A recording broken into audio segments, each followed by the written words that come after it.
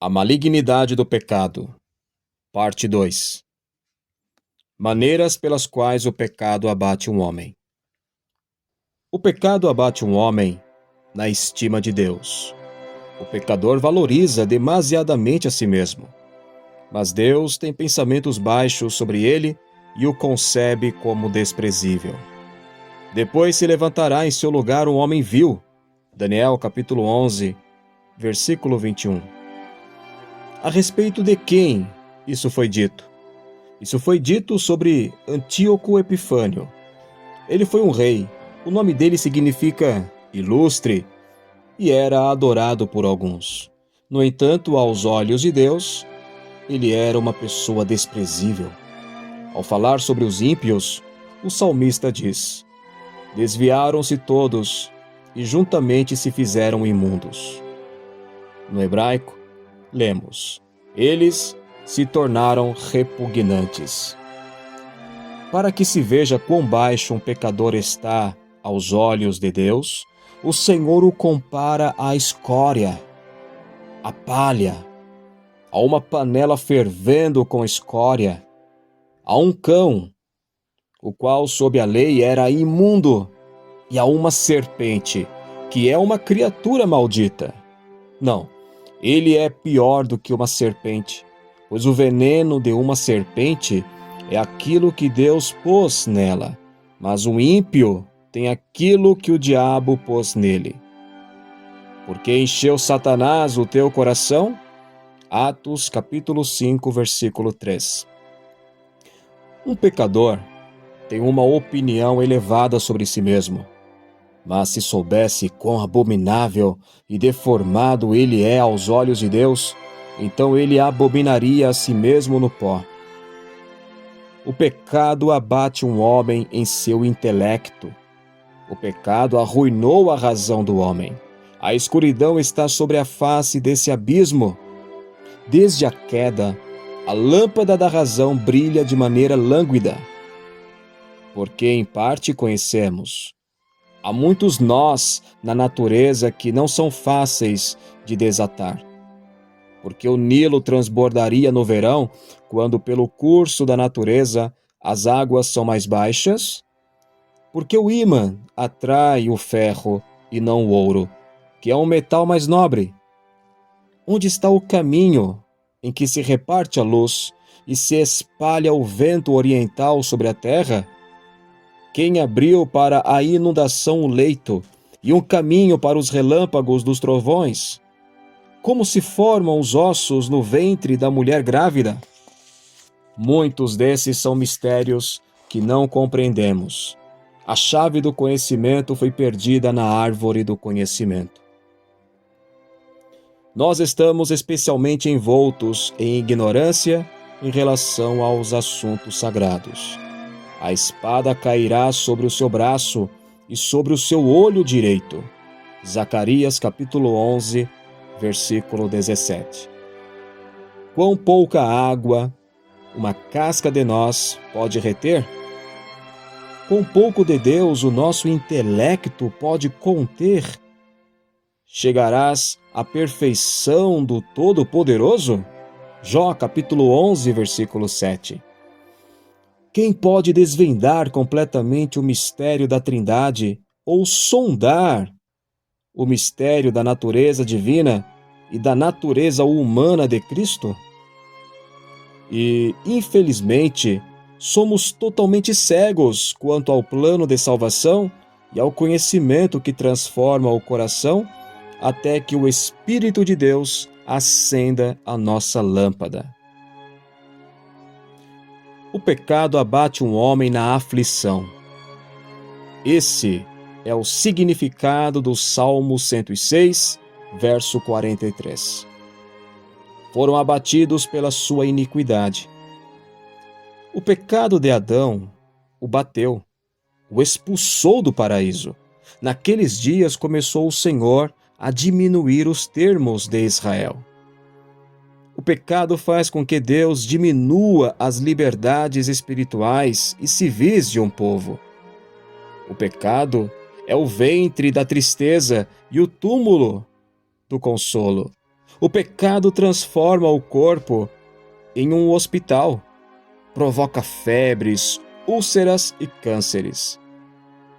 O pecado sepulta o nome, deteriora os bens e afasta os relacionamentos mais próximos, como os dos membros do nosso corpo. O pecado é o cavalo de Troia. De seu interior emerge uma tropa de aflições. O pecado afogou o mundo antigo em um dilúvio e incendiou Sodoma. O pecado levou Sião para a Babilônia. Jerusalém gravemente pecou, por isso se fez errante. Lamentações capítulo 1, versículo 8. O pecado aliena de nós as afeições de Deus. Mataste e não te apiedaste. Israel pecou e não se arrependeu, e então Deus matou e não se apiedou. O pecado é o grande humilhador. Não foi o pecado de Davi que o abateu? Nem a paz em meus ossos por causa do meu pecado. Não foi o pecado de Manassés que o humilhou? O pecado transformou a sua coroa real em grilhões. Por causa do pecado, Deus transformou o grande rei Nabucodonosor em um animal.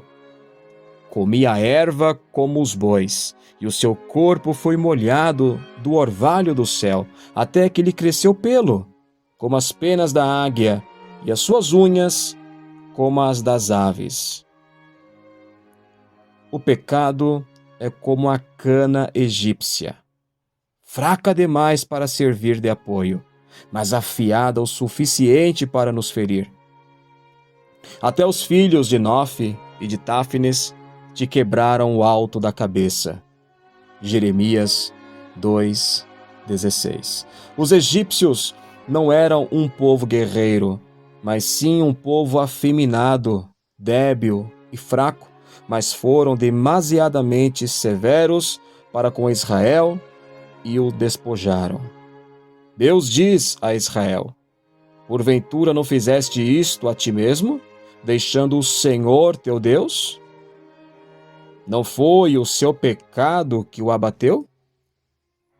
O pecado não apenas nos abate, mas também torna a aflição amarga.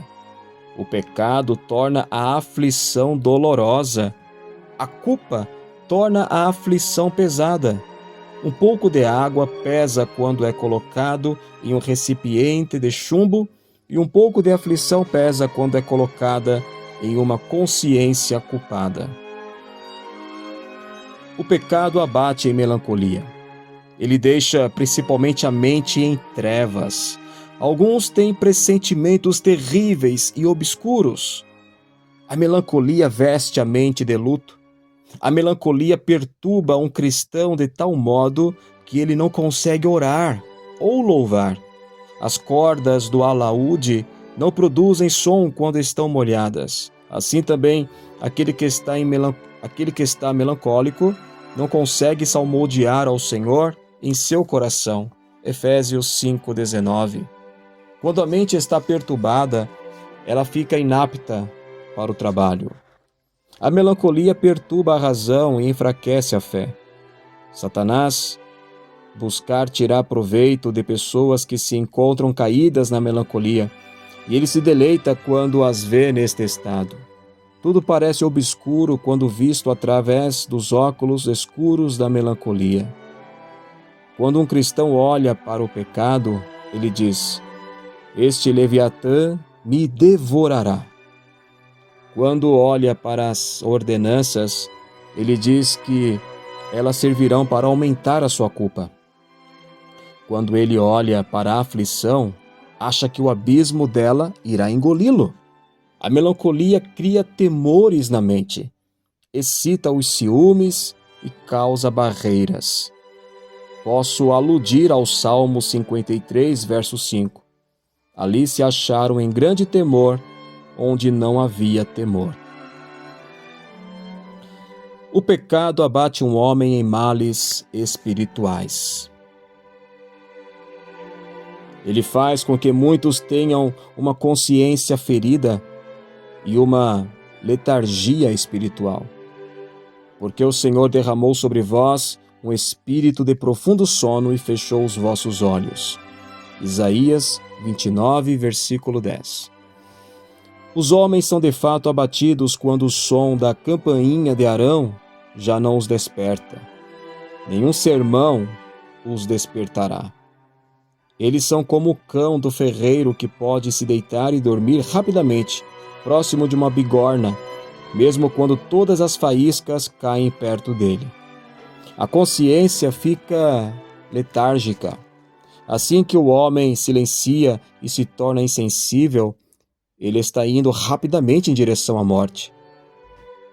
Desse modo, quando os escrúpulos da consciência cessam e o homem não é sensível nem ao pecado e nem à ira, então podemos soar o alerta da morte. Já não há mais esperança de recuperação para ele. Assim, alguns são abatidos até mesmo a um sentimento de reprovação. Esse é o limiar da condenação. O pecado abate um homem em tentação. Paulo começou a se orgulhar e o mensageiro de Satanás foi enviado para o esbofetear. Alguns pensam que isso consistiu em uma aparição visível de Satanás que o tentou a pecar. Outros que o diabo estava atacando a fé de Paulo, buscando fazê-lo crer que ele era um hipócrita. Satanás lançou a bomba da tentação visando explodir a fortaleza da sua graça. E essa tentação era tão aflitiva que ele a chamou de um espinho na carne. Isso o angustiou bastante. Tais são as tentações em que os piedosos caem frequentemente.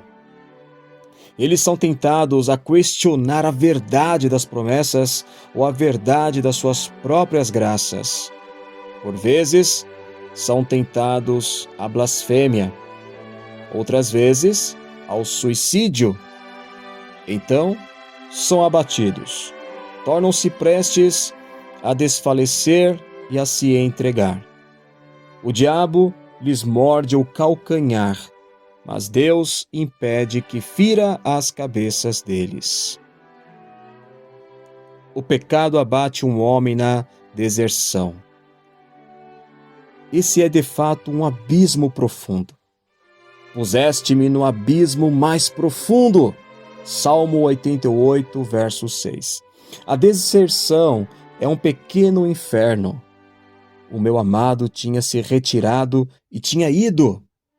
Cânticos 5, verso 6. Cristo bateu a porta, mas a esposa não quis se levantar do seu leito de preguiça e imediatamente abrir a porta para ele. Quando o diabo encontra uma pessoa dormindo, ele entra.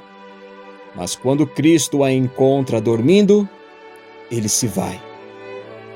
E se este sol da justiça retira os seus raios dourados da alma, a escuridão toma conta. A deserção é a flecha que Deus disparada sobre a alma. Porque as flechas do Todo-Poderoso estão em mim, cujo ardente veneno suga o meu espírito. Os terrores de Deus se armam contra mim. Jó, capítulo 6, versículo 4. Em suas guerras, os citas costumavam mergulhar as suas flechas no fel de áspides, para que o seu veneno pudesse torturar ainda mais o inimigo. Assim, o Senhor disparou as suas setas envenenadas da deserção sobre Jó, sob as feridas das quais o seu espírito sangrava. As Escrituras se referem a Deus como uma luz e um fogo. A alma que sofre a deserção sente o fogo, mas não vê a luz. Isso é tão terrível que as dores mais atormentadoras podem ser comparadas a um prazer se comparadas com tal situação. Todas as delícias debaixo do sol não administram qualquer consolo nessa condição. As coisas deste mundo não podem aliviar uma mente perturbada. assim como uma meia de seda não pode aliviar a dor de uma perna quebrada. Enquanto sofro os teus terrores, estou perturbado, diz o Salmos 88, versículo 15.